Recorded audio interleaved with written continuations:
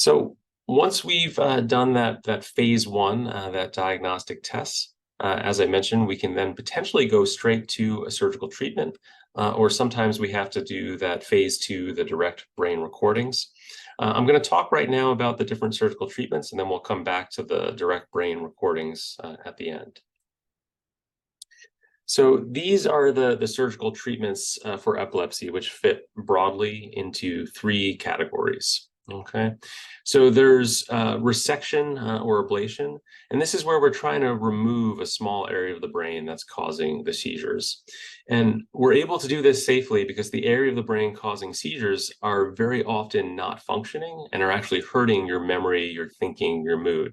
And so taking those areas out can not only cure seizures, but can actually potentially improve your memory, your thinking, and your mood. There's also something called disconnection, a category of surgeries here. So seizures travel from one part of the brain to another along fibers. They're like the wires of the brain. And disconnection is focused not on removing the area that's causing the seizures, but on preventing the seizures from spreading from one area of the brain to the other.